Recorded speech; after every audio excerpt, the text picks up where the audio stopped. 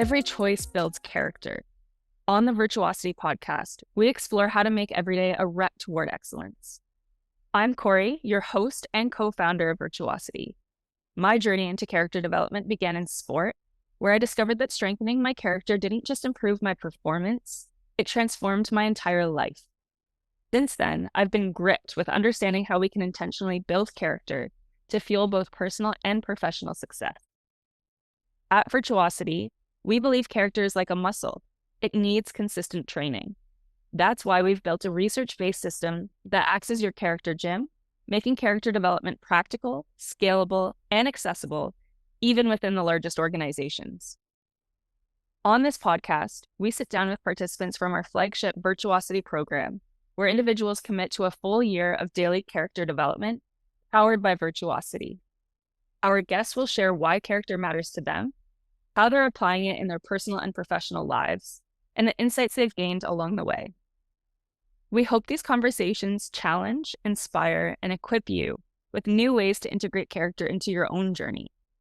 Subscribe to stay up to date with our weekly episodes, and if something resonates, share it with your friends and colleagues. Ready to start your own Virtuosity journey? Download the Virtuosity Character app or visit virtuositycharacter.ca to learn more. Now, let's dive into today's episode. Hello, everyone, and welcome to the fourth episode of the Virtuosity podcast. If you're new, I encourage you to check out our launch episode with Mary Crossan for a powerful introduction to the series. Today, we're thrilled to welcome Bill Furlong as our guest. Bill Furlong is a distinguished leader and expert in finance, governance, and leadership. He served as vice chair at TD Securities, where he held senior global leadership roles from 1994 to 2012. Since retiring, Bill has been an executive in residence at the Ian Owen Atowitz Institute for Leadership at Ivey Business School, contributing to thought leadership on leader character, conduct, and organizational purpose. He is also a co-founder of the podcast, Quotient of Character, and has co-authored essays and the book, The Character Compass, on character-based leadership. He recently co-founded Leader Character Associates, a boutique consulting firm focused on the application of leader character into organizational contexts. Additionally, Bill is actively involved in governance, serving on the board of CAA Club Group as an OSC commissioner and as an adjudicator for the Capital Markets Tribunal. Bill, great to have you with us. Corey, I'm delighted to be here, and I think I owe you at least 3 of these, given that I think you've done 3 with me on the Question of Character podcast. Yeah, I have to say, it does feel a little out of place to be playing the host when I've been on your podcast a few times. And on that note, I'd love to start by asking you, what are some of the favorite episodes that stand out for you in terms of the episodes you've hosted on the Question of Character podcast? So I think in every single one of them, there's been something that I've really liked that's really stood out. I think in part because it's your podcast, Corey, I think we've done a couple, but the one we did episode 4, which was around can character actually change, actually had a huge impact on me. We were going through and you were talking about core beliefs and core beliefs being functional or not functional. I recall you don't like to actually use the word dysfunctional. And I remember I at the time, it hit me, oh, that's interesting, like dysfunctional core beliefs. And then as I was doing the editing, I edited a couple of times and I'd edited, oh, that's interesting. I really should think about that some more. And I think it was maybe the 3rd time I was editing the podcast. And it was only until then that the penny actually dropped. And I started to think more about like core beliefs and what were my core beliefs. And I think I went online and you can get these sort of things that gives you this quick test on what your core beliefs are. And I found it extremely edifying and informational and a sense of self-awareness. And it caused me actually to make some significant changes in my life in terms of how I thought about myself and how the world works and how I work and stuff like that, how others work. So I think that was the one that, was in many ways transformational for me. But the one thing I would, it did take me 3 or 4 times to hear you say it before the penalty finally dropped. But I found it really important. So that has to be probably my favorite episode. That is so funny because I've been finding as I get to re-listen to the episodes that I've been recording, you do hear things differently. And that is such a positive takeaway from being a host on a podcast, and just knowing as a lecturer and as we've done a lot of character sessions with others, we're saying really important things time and time again because that's just how we learn. I pride myself on picking stuff up quickly, but I shouldn't. So I think sometimes just some of this stuff just takes time to get through. And Mhm. anyway, that case around core beliefs, it's the idea around core beliefs being that, it's almost like you can't build a house with too many stories on it until you start the basement out. And so I had to do some work in the basement before actually the foundation was strong enough to actually build more floors. And it's worked out really well. So thank you, Mhm. Corey, for that. Oh, I'm glad you liked it. I have to say, one of my favorite episodes from the question of character is the one with Kate Ashby on improv, which is this whole concept that you brought into the character world. Do you want to share a little bit about what that episode looked like and how we've really been drawing on improv for character? So so Kate's wonderful, and just for some background, has been my improv teacher for about 10 years. When I retired from TD, I thought to myself, you know what? Sometimes I go to these presentations and I'm super anxious and I don't understand what it's about. Like, why do I do that? And so I thought, I'm going to take an improv class and I'm going to take an acting class and see if that actually gets me more comfortable in that space. And this is before I'd met Mary and started doing any of the character work. I just sort of had this instinct I needed to go in that direction. And Kate is wonderful. She's one of the best, if not the best, improv teacher in Canada, and I think one of the best in the world. And when started getting to work with Mary and yourself in the sphere of character, I began to see how improv could be used to develop character. And lo and behold, of course, Mary had already done a bunch of work in that space, even 10 years earlier, but hadn't really connected improv and character yet at that point because she was still in the early stages too. So, so then we began to work. I think Mary began to bring Kate into some of her MBA classes and her transformational leadership classes, and the students loved it. It's a case of getting uncomfortable and getting out of your comfort zone, but there's so much to learn through the practice of improv, things like courage and accountability and collaboration. And like we've talked in the past, you can't read about character and get stronger character. You actually have to live it. And I find character or improv is probably, for me, it's the best and most fun way to actually start to practice these new behaviors in a really safe and fun environment. And I just love the work, and I love Kate. It's just the changes that she makes in people's lives is just remarkable. So, and the character work, and the improv work are so well partnered. It's just been a pleasure. Yeah, it's definitely stuck with me. And even though we're no expert like Kate is, she's just phenomenal when she does it. It is still a class favorite when we just bring improv into our own classes. Students love it the most out of any character session. So it's definitely available for anyone to use. So moving into the first question that I typically start by asking all guests is starting with, why does character matter to you? So, it's always mattered to me, Corey, even before I even bumped into the character work. I'd always admired people that I thought had character. I'd always um, tried to sort of be a person of character. But honestly, and made efforts, but honestly, I was only able to go so far with it. And so character's always been important. I think largely speaking, people think character is important. You always think about your sports heroes or your political figure heroes, or the ones you look up to are the ones that have a lot of character. Where the work that Mary had pioneered along with Gerard and Jeffrey and others made it so important is that it actually turned it into something which was went from being subjective to being objective, and being to be kind of unstructured to structured. And now you could start to learn and develop and grow it. And uh, and so as it's become more scientific, it just becomes this extremely valuable tool and approach to actually change and transform your life. And I think the evidence, and if we don't need to cover it here, but there's lots of evidence to suggest that, and to support that strength of character actually improves your own personal outcomes, the outcomes of your team and your organization. It improves your well-being, your relationships. Like this, it's really a very powerful concept and structure, and now a suite of tools that allows you to grow in ways. And in particular, if as you get more senior and more engaged in items, as you're looking for that edge, and character is absolutely something that can give you the edge. Part of it is then, raises the question of, okay, well, the only reason you do character is because it's good for you, and I think to myself, okay, well, the only reason I eat well is because it's good for me. Because if I had my choice, I would eat chocolate all the time. So there's part of it is yeah, I do stuff that's good for me. But I would also argue it's actually more than just good for me. It's actually good for everyone that's in my orbit. So my relationships are better. My decisions at work, to the extent that I do this kinds of board work and other kinds of work with you, those decisions are better. The outcomes are better. I think that there's this almost like this virtuous circle or almost like a ripple that just goes out from you, and it's almost like this positive contagion. So frankly, it's not just me. I actually think that the broader profile or impact that I can have around this work, it actually helps lots and lots of people. And I would say the second thing is that if it wasn't good for me, it'd be pretty hard to keep it up. So the idea that you do something that's it's almost like Darwinian in a way, right? So that the habits that are good for you are the ones that you will continue to work on.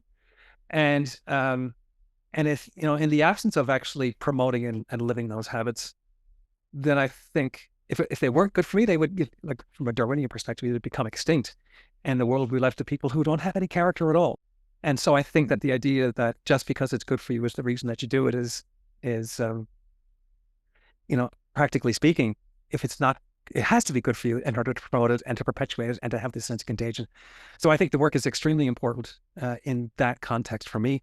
I would also say that the world that we live in, we've never needed character more. So we're increasingly heading towards a might versus right world, where the strong, there's that quote, I'll probably get the name wrong, from Thucydides, an ancient philosopher. The strong do what they can, the weak suffer what they must. And that's not a world that I want to live in. And I don't think it's actually the world that actually works the best either. And so I think that the world needs a better answer to that. I think character is actually the better answer, where we all collectively work together. And I think character has this way of making you think not just about yourself, but about the broader world and how you can actually have a growth mindset. We talked about that before, core beliefs, versus a fixed mindset, growth mindset being, I guess, win-win. A fixed mindset being the world is a win-lose place. And I just don't believe that. And I think there's lots of evidence to suggest that's not the case. And so I see character as foundational to that work. So for me, it's deeply purpose-driven, beyond, because of all of those other reasons in terms of the positive outcomes that it has for me individually, teams, groups, organizations, communities, and ultimately society. So that's kind of what we're working on. It's a big, bold ambition, but I think nothing less will do. I cannot agree more. And I absolutely love the character piece that you're picking up on, how it impacts ourselves, others, society. Like there's not too many things that if you focus on one thing, it has this multi-level effect. And so I just think it's a no-brainer. Why wouldn't you focus on something that helps yourself and also helps others and helps society? It's just so powerful. And the thing is that, as we've talked about in the past, is your character is always developing. And so when it's that important, why not actually understand it and then take control over it? Because it's not like it's a binary choice. So I'm going to have character or not have character. No, you have character. You cannot help it. You have a certain set of behaviors. And so because they're so impactful on you and on your community and the world, I think it's an obligation actually to understand what those behaviors are and how they need to be turned into habits that actually are positive, like an intelligent and intentional approach to it. Otherwise, it's haphazard, and who knows what's going to happen to either yourselves or the people that are close to you. So to me, it becomes an obligation in terms of being just a citizen of the world. Yeah. Yeah. So we're gonna dig into more about how you think character can really play a role in that later. But before that, I mean, I know you really, really well. We actually have a standing meeting once a week where we just talk about character. But for the listeners that don't know you, can you share a little bit more about what your background is and who you are? Oh, sure. So you had a very nice bio, so thank you for that introduction at the beginning. My background, probably the most substantive part of my career, about maybe 20, 25 years, was in capital markets on the structured finance side and then the governance and oversight side with the Canadian bank.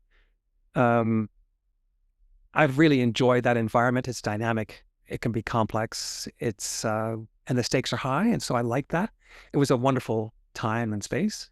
But I felt towards the end of that part of that phase of my career in life is that I felt pulled in a different direction. I felt like there was something else calling me, and I didn't see the answers going forward in the work that I was doing. And I also felt, honestly, that I needed I had to spend a lot of time with my family, and I needed to actually work on spending quantity time as opposed to quality time with my family to grow. And so, and my background, I mean, did a couple of business degrees, worked in lots of different areas. Before I worked in capital markets, R&D and manufacturing. Um, and then once I'd finished my career in financial services, began then, as you alluded to in the biography, uh, I think, doing a bunch of work on with you and Mary and others around leader character, because I find that so important. I sit on a couple of boards, and I've done some work with the Ontario Securities Commissioner, the OSC, both as a commissioner as well as an adjudicator in their recently formed Capital Markets Tribunal. And I just find that work absolutely fascinating, as I do the board work. So this regulatory board, former finance exec, and now working with the character frame is just this really interesting, interconnected, self-reinforcing portfolio of activities that together almost makes up kind of like a full-time job. Mhm. Yeah, you've done a lot, and it's really great now that you've moved into really devoting your life to the character space, but also having all of that background in financial services. When we have been doing work in that context, having that credibility that you bring is such an important piece. And so moving into that, I want to pick apart more about why you think character matters in boards for regulators for strategy, if you want to kind of take us through each of those. So I like to I'll talk a little bit about boards and regulators and strategy. A little bit of it is I'll refer back to some of the work that we've done in the past. But I think it's foundational. So let me just start a little bit with boards. And when you think about how boards should be thinking about character, I mean, the first one is an easy one. One of the boards, some would argue the only job a board really has is actually to hire the CEO. And when you're hiring the CEO, what are you doing? But you're looking at, you want someone with character. And the thing is that everyone already knows that, right? Like people, they have an enormous amount of psychometric and psychological testing before they take on CEOs. They do deep reference checks because they're trying to figure out who is this person. I've even had one person tell me is what they do is they bring a CEO in and they basically just work with them for a day or two to break down the veneer and find out who they actually have. Mm. Um, what they're really trying to get at is character. And if you think about from a board's perspective, if they really took a scientific, structured approach to CEO selection, it would include a very rigorous uh, assessment and understanding of the character of the CEO that they're bringing in. Because CEOs are critical. You get the wrong CEO, like first of all, you don't know it right away. It takes a couple of years, and then it takes you years to actually fix that. Whereas you get the right CEO and everything just seems the same, and there's an enormous amount of growth. So that's one. The second one is that I think, and we read about this a little bit in the character compass, we talked about boards and governance. I think about a little bit of a triad between purpose of an organization at the top, and purpose then connects to strategy, and then strategy connects to culture. And those three vertices of a triangle all connect together, and they really should be very aligned and consistent. And to me, then you think about, okay, well, what's the character can become something which actually knits all three of those together. It becomes a way for us to think about the organization's purpose, how you actually define culture, and I'll talk about culture in a moment, and also strategy. All of those should be linked, and character can become the common language for linking all of those together. And the last thing I would say is that, directors on boards are brought in not to run the company, because that's management's job. They're brought in for their judgment. And at the end of the day, what do we think judgment is? Judgment is this combination of competence and commitment and, of course, character.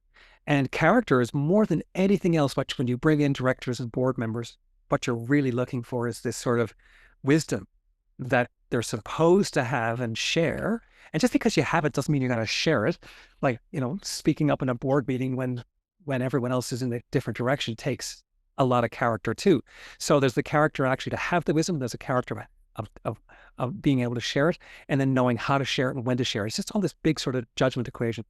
So character, I think, is foundational for boards and for board members for those three reasons: the CEO, the linkage to that triad, and then again, the idea of just being a person of judgment. From a regulator, there's all of that. I also think that regulators increasingly are getting the view that, regulators are often, they focus on, okay, well, what do the quarterly reports look like? And they get all kinds of data and information from their organizations. And I'm speaking now specifically in the financial services space. And they're increasingly beginning to realize that by the time the numbers go wrong, it's too late. Like the house has fallen apart, the house of cards has fallen, and they need something in the way of early warning. And I'll point to OSFI here and some other recent guidelines that talks about conduct, culture, character, integrity, and security. And they're beginning to realize is that they need to look at that. I would actually argue that's the same thing for rating agencies, Corey, and also for investors. If you want to get an early warning sense or a sense of where this organization is going to go, if you have a good sense of what the character of the leadership and the board is like, you're going to have a very good sense as to where that organization is going to go over the 2 to 5 year time frame. Because again, by the time the numbers show up and they're bad, it's too late. And now you're in recovery mode as opposed to some sort of proactive mode. And I know this is something regulators have been thinking about for ages. 2013 or 2014, the New York Fed's been running culture and conduct seminars. Actually, Mary and I went to see the New York Fed back in 2019 to talk about this. OSFI, FISRA, the OSC, we've made presentations, had discussions with all of them. The FSA, of FCA in the UK has also been very interested in this. And again, it's all of the sense of trying to understand things like conduct and culture and these early warning risks. So I think it's foundational. I think there's lots more things that could be done. And the exact same thing that boards and regulators are thinking about, I think rating agencies and investors are thinking about it as well. And that's another area which I'd love to start to pursue. Yeah, it's that's quite a bit. And as you're just talking about, the importance of character and regulators, I was thinking about how in a lot of the meetings that we've been doing recently with different financial institutions and in that area, how the behavioral science is starting to pick up quite a bit. And that's kind of the angle that they've been taking. And I think they're running up against two issues with just a behavioral approach. One, it's actually quite interesting as we learn more about this, that even with a behavioral approach, people are still struggling with how do you actually change behaviors. And so that's something that we've really been focusing on, is actually putting the tools in front of people to actually change those behavioral habits. But two, of course, is which behaviors do you choose to focus on? And when you're only choosing a few behaviors, you risk that those strengths start to manifest as excess vices. So that's something that we've really been pushing, is it's not just 5 behaviors that you think are important, but actually, if it is those 5 behaviors, you have to be thinking about all of the character dimensions to support those behaviors that you seem to care the most about. So I think that's a really important piece. Exactly. You and I were in a meeting a couple of months ago with a global bank, and the holy grail for them is habit change. And I think the idea of how do you permanently change habits, because we think about culture, I think you think about culture, is that the culture of an organization is really the aggregate of the character of the members of that organization. And of course, organizations exist within the larger society and community. And so if that's part of it too. But the critical thing is that you have to start to figure out how to change habits. And that's where the work that you've been pioneering, Corey, I think is really the answer to the question of how do we change character and how do we change the habits in a way that becomes sustainable and permanent. The character work is so powerful. I've been in so many meetings, and I'm sure you have too, is that after we do a presentation or a workshop on character, people are just buzzing. But it's this awareness piece and a little bit of a sense of the power of what it is. And in some ways, it kind of works against us in a way, because people walk out of there and they kind of go, oh, I've got this whole new way of paradigm and way of thinking about character. And there's so much richness here now. Like that's all I need. And they kind of work on that and they think that's good. But then slowly drift back into their old habits as that sort of euphoria of that those first insights and awareness begin to fade. And it's so important, the work around habit development. It's not training, it's not awareness, it's actually habit development. And I think that's the place where organizations that need to make changes, and we all can and should get better. That I think is this. I think there's an enormous amount of possibility in cultivating and nurturing that particular line of thinking, because I think that's where the real benefits of the work around character start to make themselves evident. Yeah, I totally agree with when people first get introduced to character, they just feel so empowered. And I love how Mary talks about when you get that really comprehensive vocabulary, it's like you're putting on a new set of glasses that helps you see the world differently. And that is so empowering. But then it's actually how do you take it to the next step to actually start to see changes? How do you actually improve your behavior to help you be better? So on that note, what are you doing to apply character, whether it's in your personal and or professional life? So one thing, of course, the reason I'm on the podcast today is because I'm a part of your group around virtuosity and this year-long journey. And so that's a practice that every day and just keeping it in front of me. I've been surprised. And I'll talk a bit later if I can about some of the insights I've gained from that. But in terms of um, once you start to have it, it's once it starts to be part of your daily ritual. And so with virtuosity, there's a couple of minutes in the morning. Okay, what's today's exercise? What are we talking about? And then at the end of the day, the idea of reflection. It just starts to work its way into your daily thinking. And an example I like to share um, uh, was actually a while ago, but I think it's still relevant. Is that I was heading into a meeting. This is a couple of years ago. I was going to heading into some meetings that I knew were going to be really contentious the next morning. And so you're thinking through all the different angles and how are people going to react to it, and how do I make sure that the issue that I have needs to get raised. And I had a pretty fitful sleep. Woke up at 4 a.m. and could not get back to sleep. I set the alarm, I think, for 6. So I'm sort of, tossing and turning, thinking about this, and I can just feel like the anxiety. And actually, I wear what's called an Aura ring, and so I can actually measure things like stress and heart rate and HRV. And so didn't sleep at all. I can feel myself kind of armoring up for what I thought might be a contentious, difficult meeting. Part of it was because I think I was the only person that had this particular perspective on this issue. Um, and the alarm goes off, and I'm like, oh, here we go. And you know what? Just before I get up, I'm just going to think a little bit about what dimensions of character would actually help me today. And the two dimensions I came from that immediately sprung to mind were humanity and humility. And humility for the perspective of, you know what? What if you're wrong? What if you thought it through, but you could still be wrong? There could be information that you don't have. There could be some flaw in your thinking or logic. And the other one around humanity is just seeing the forthcoming meetings today through the eyes of everyone else. We're all on the same page. We all want the same thing. These aren't my enemies. These are the people that I'm working with to try to achieve various purposes and outcomes. And immediately I could just feel a sense of calm kind of descending over me. And so I get up and I go to my meetings. And instead of showing up at the meeting tense and kind of preparing for something, and it's like when you're that way, right? People ask you, good morning. And you kind of, you can answer, good morning. And then, go back to what you're doing. You can, hey, how are you doing? Like, nice to see you. What's going on? Like you have it's just a different conversation. Like a different bill shows up. And instead of the meetings, instead of sort of being strident and focusing on the issue that I have, I introduced the issue in a far more, I'd say, balanced approach and in more of a listening mode as opposed to a telling mode. And then the outcome of the meeting was a far better dialogue at the meeting itself. And I contrast that with, had I not actually had the framework to think about, if I hadn't thought about humanity and humility, but just barged into that meeting thinking, I'm right, you guys are wrong, you're going to hurt this organization, this is not what you want to do, blah, blah, blah. What a different meeting, what a different day, what a different experience, what a different outcome that is. And it all happens because I spent 5 minutes, actually asked myself one question: what dimensions of character do I need to bring today heading into these meetings? And so I think about, like, it's as simple as that of just reminding yourselves and having that, and then being able to draw on the habits of humanity and humility. What does that actually mean? That the outcomes are amazingly different. And before I was introduced to the character framework, who knows how it would have gone? I probably wouldn't have understood how it had gone. If it had gone well, I wouldn't know why. If it had gone poorly, I wouldn't know why. And I'd be left kind of picking up the pieces, right? And maybe other people are picking up pieces too, right? As you sort of go into that. So the application is all the time.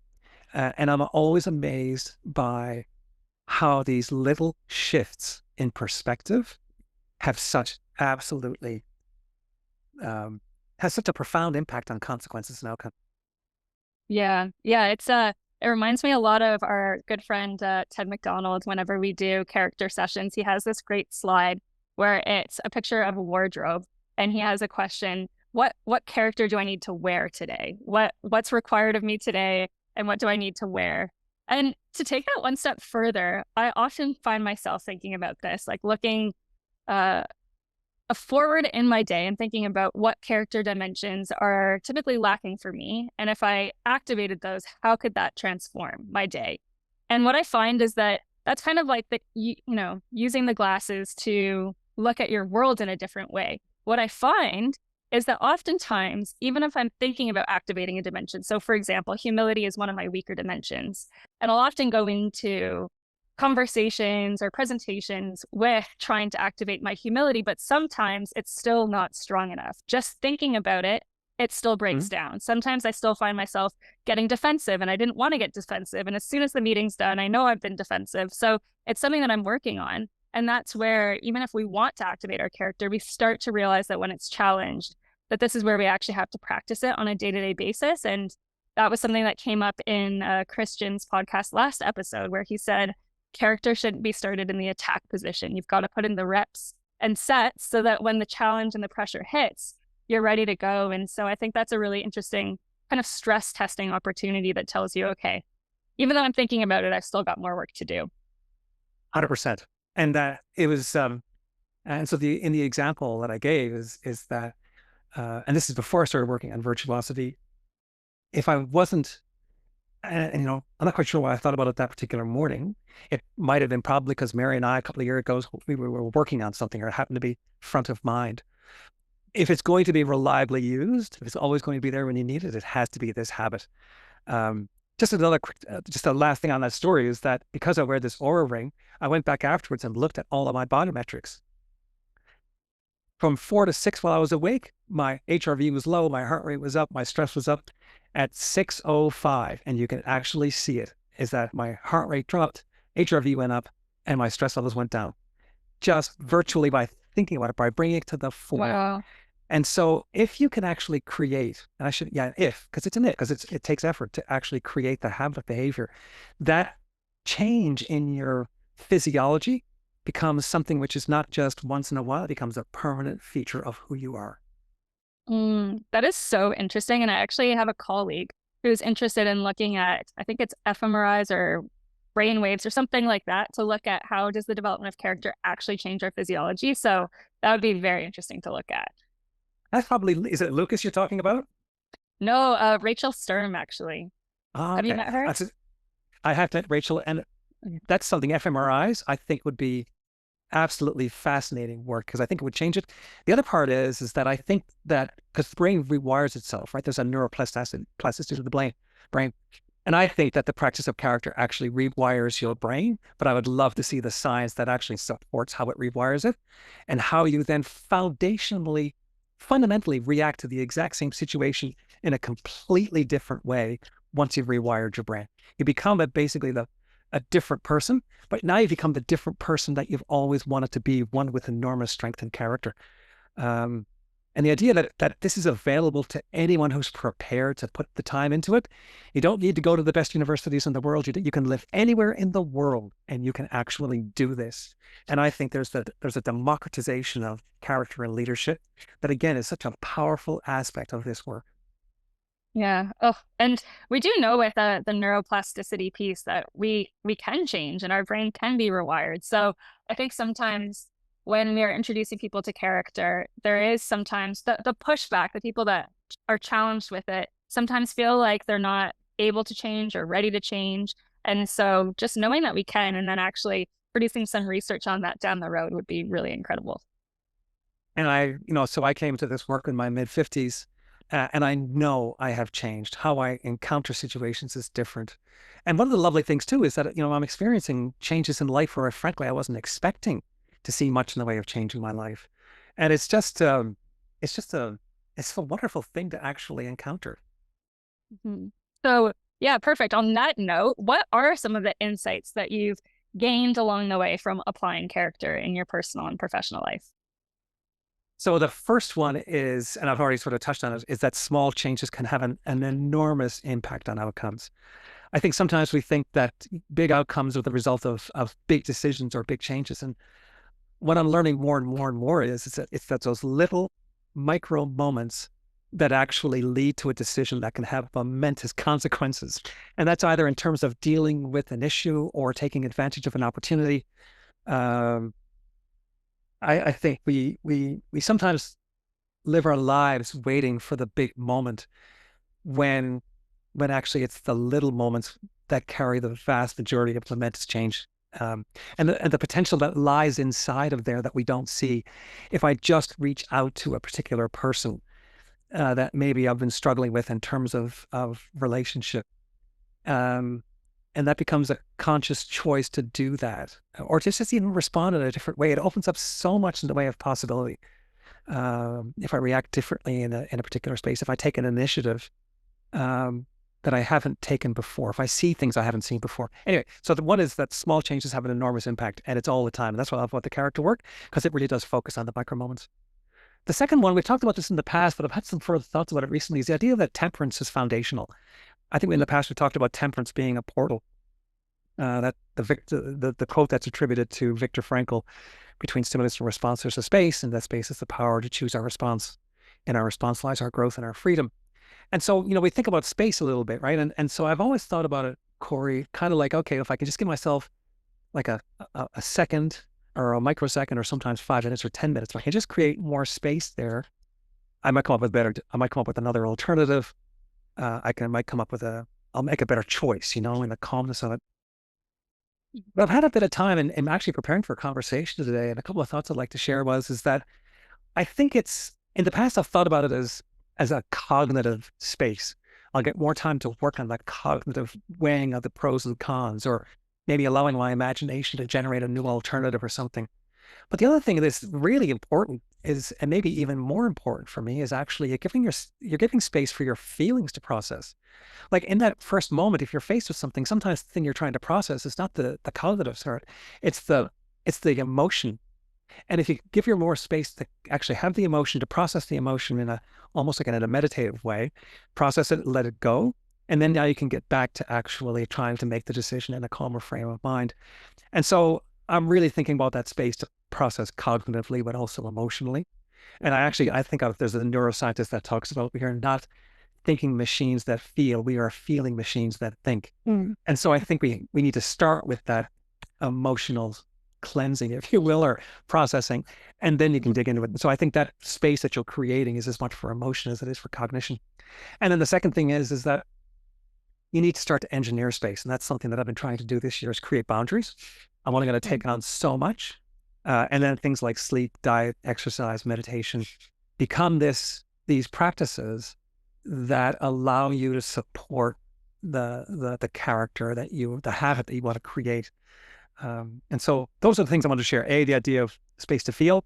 And then secondly, space doesn't happen on its own. You got to create the space. You got to engineer that in your life. And that requires specific decisions. The idea around, we talked about this a little bit already, is that awareness is not enough. It has to become this idea of habit development. And you always have to practice it. And it kind of feels like, the best example for me is eating well. So you eat well for like a week, and you think to yourself, "Hey, I've been doing really good," and then and then you just fall off the wagon, and then you think, "Oh, like what did I do that for?" And so I think recognizing and accepting, like physical exercise, like a good diet, it just becomes something which, if it becomes this habit, and that you try and stay on that habit all the time. And the idea of this, and because again, the lift from awareness is so large, sometimes you think that a lift that big has got to be good enough. But what you discover is that it's not good enough. It's actually got to become part of your habits. And these habits are what define your success or failure. And maybe the last thing in terms of insights and thinking is that, when I was working on which dimension of character to pick first, this goes back a couple of years ago, I got focusing on humility and temperance. But and so I tended to not to think about some of the character strengths. Like, I don't have a problem with drive. Like I just think I got a lot of that, and so I shouldn't. I got enough of it. And so the what I discovered is that as I've gone into some of those areas of strength, I found it enormously helpful in trying to manage and understand it. So I'll give two examples. One is recently just working on flexibility. And I always thought about flexibility as being open-minded, but what I didn't know was that this idea around not being defensive. Mm. And I can be defensive, right? I'm looking to protect my position, et cetera, et cetera. Just having that knowledge of understanding that part of being flexible is not just listening to other ideas, but not, being defensive. Huge impact. And then secondly, around drive is understanding the source of my drive. Because once you understand what the source is, you can start to protect it. And so, what I've learned is that don't just focus on strengthening those weaknesses. Like there's a ton of awareness and opportunity and possibility in learning more about your strengths as well. Yeah, that part has really surprised me because as you know, in the Virtuosity program, we work our way around the wheel. And sometimes when I get to my strengths, like drive, I relate to you on that one. It is amazing how much more room there is for growth, how much more nuance there is. And I always joke that by the end of the month, when we're supposed to switch to the new dimension, you've fallen in love with this dimension over the month because you spent so much time on it and you don't want to go to the new dimension. And then it happens over and over and over again. So yeah, this idea to really pay attention to all those dimensions because there's always room for growth. But there is a lot of insight that you packed in there, and I want to return to a few points. The first one being the small changes piece. And I think what's really interesting about character is how it does live in the micro moments, and it is about these small changes. And sometimes I think that while it's a super practical approach, it's almost like not a gripping enough approach. It's like when people feel motivated to change, they always want to do this big grand gesture. And we know that these big grand gestures don't actually sustain themselves. And so I don't know if you found this, but this idea of trying to get people to buy into really small changes that will transform over time has been a bit of a challenge. Have you found that at all, or do you see it differently? No, I see it the same way. I even see it myself. And when you first get into the work, and I've been working now on this for maybe 10 years or so, is it's almost like when you think about diet, it's like, oh, it's good enough. Oh, it's good enough. You know what? I'll eat clean 4 days out of 7, or I'll exercise 4 days out of 7, or whatever it is. And you think, that's good enough. And that's good enough to get by. I think that there's two things that propel me forward. One is as I see the successes. So, for example, knowing that in that particular meeting, I think two diametrically opposed outcomes, and you look at that and you reflect on that, you kind of go, okay, no, I really need to make sure this becomes a habit because I can't afford the bad outcome. Mm-hmm. And I think the second thing, Corey, is that it really is linked to this sense of, at the end of the day, to me, it links to a sense of purpose.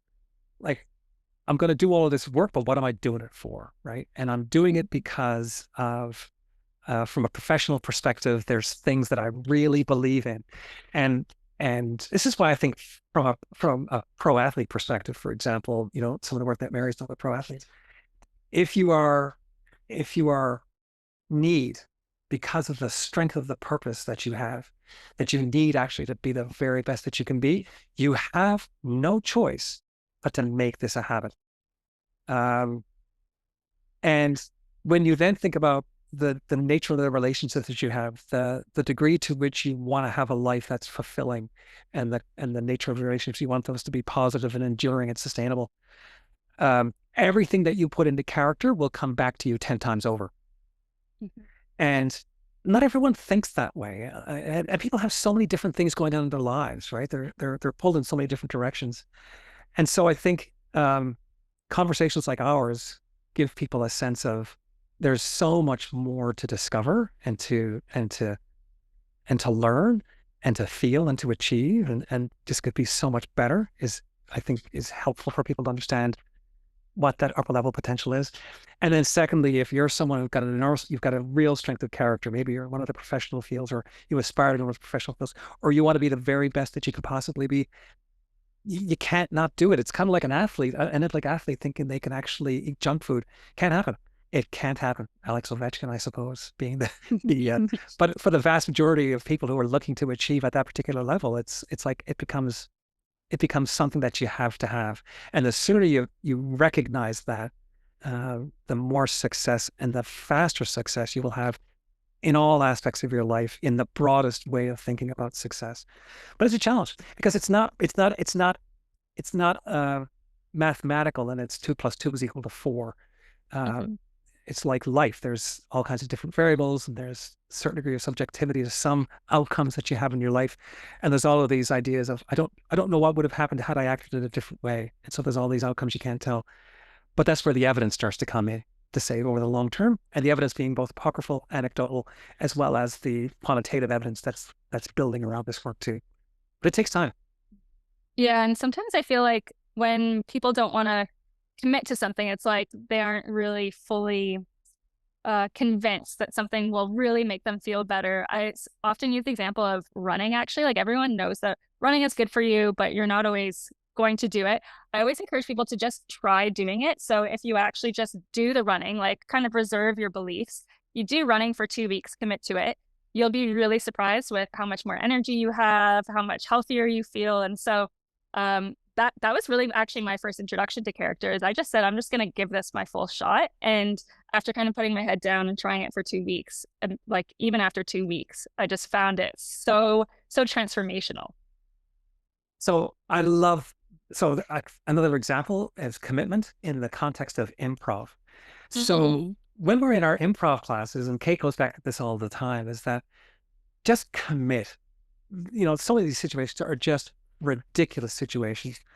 And if the individuals of the class commit, the outcomes are so much different as opposed to the segments where people kind of go, oh, I don't know if this makes me feel uncomfortable. I'm not really into this. I'm gonna hold back something. Mhm. In one of the classes that I've done, he's just recently retired, but like a world-class professional athlete's been in a class. And he's someone who, because of the level that he reached, which is best in the world level in the sport that he pursued, he came into our classes and right out of the gate, 100% commitment. And the impact on him and on the class was almost magical. And every time he works in that space in improv, and just because of the habit of commitment that he has, it's it creates outcomes and situations in the improv. And so I've always noticed in improv, if I've committed to a class, like really commit, I'm in, it's a great class. And if I kind of hold back and I'm not feeling it that day, I walk out like, no, it's kind of lukewarmish today. But I have to look no further than the mirror as to, if I'm going to look for a Yeah. place, it was the commitment piece. Commitment is everything in the concept of making all of this other stuff work. Ugh, I really like that. Really like that. Yeah, I've heard that commitment is such an important piece in improv. Um, the other piece, there's two other things I want to come back to. The one about temperance being a portal. And I think we had talked about this a while, and I totally agree with it. And then since then, I've realized that depending on perhaps the context or what I'm focusing on, that there are other dimensions that can be portals for me too. So I think oftentimes, like when I'm in a conversation or whatever it might be, transcendence has started to be a portal for me. This idea of there's an and possibility or what could happen here. And it really elevates all my other dimensions. Or sometimes it can be humility. This idea of when I'm feeling stagnant, humility then becomes my portal. So it's been interesting to actually see these different portals kind of, yeah, change over time. So I love that, Corey. And I love that sense of possibility of multiple portals because I don't want to Mhm. get stuck with one, especially one which is not a particularly strong dimension.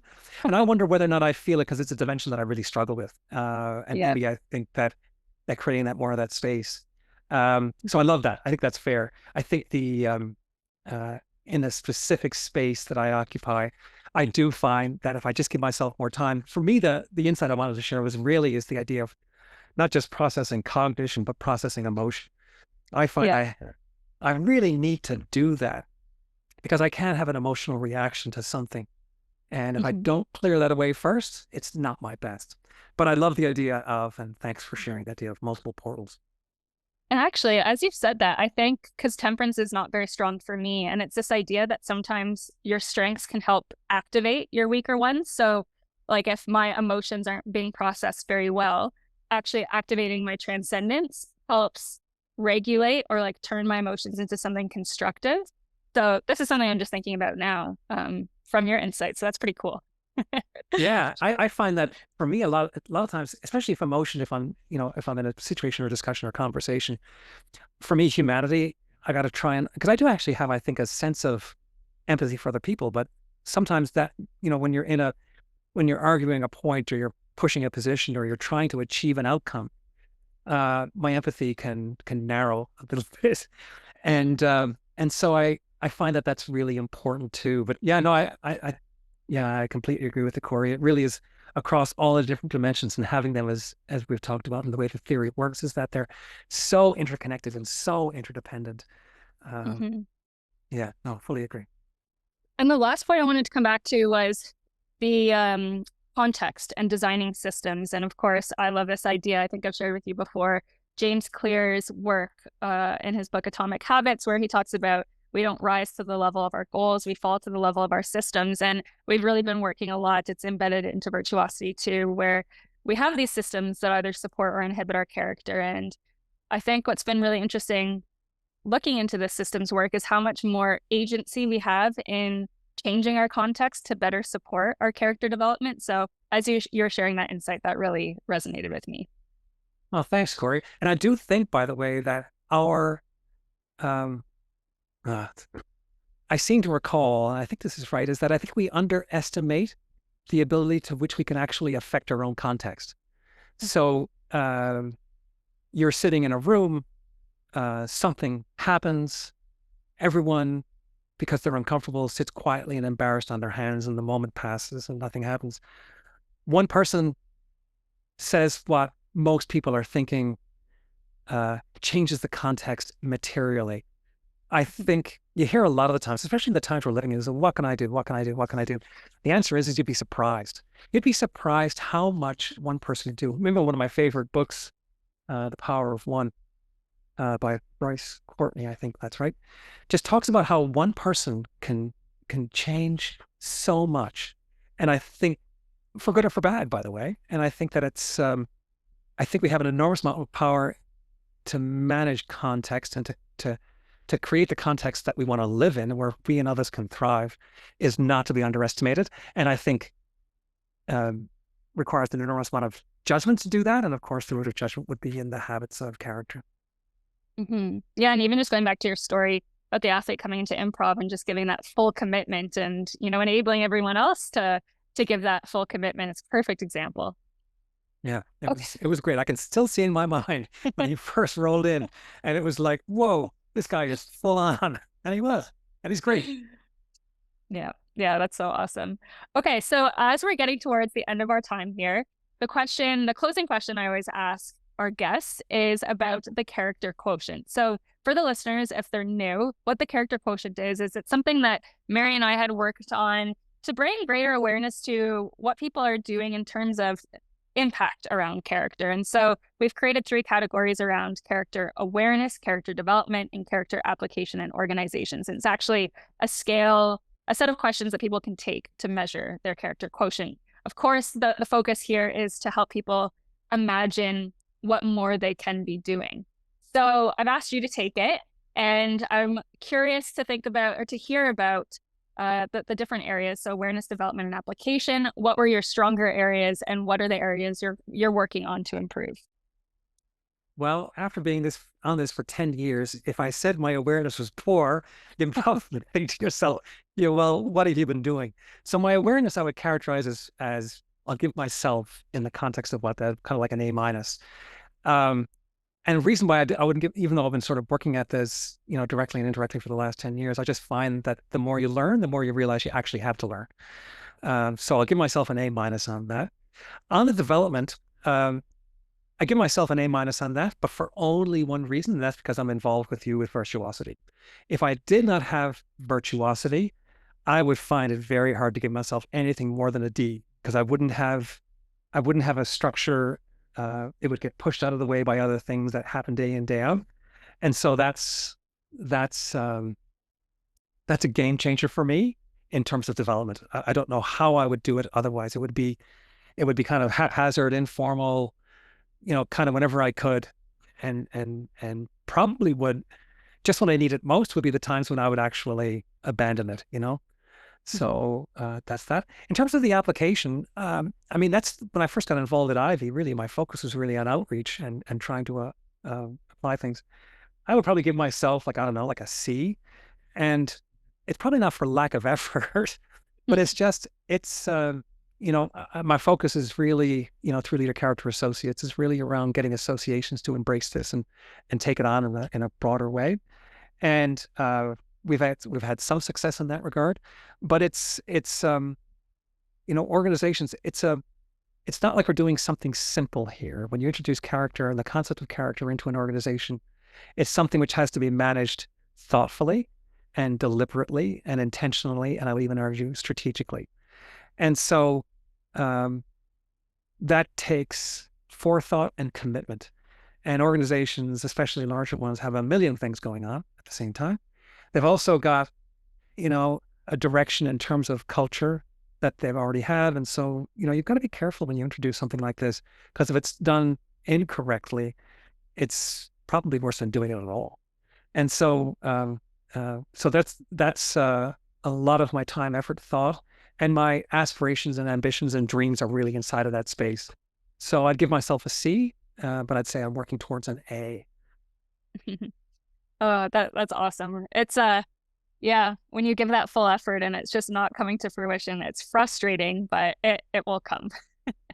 Yeah, and I've been in this space before. When I was in earlier in my career, was one of the sort of the first, um, what's the word I'd say, early pioneers in securitization in Canada back in the early 90s. And what I discovered was it takes time, and you tend to work from, you know, if you think about a bell curve, you work from both ends to the middle, and the both ends are the people who really have suffered an issue around.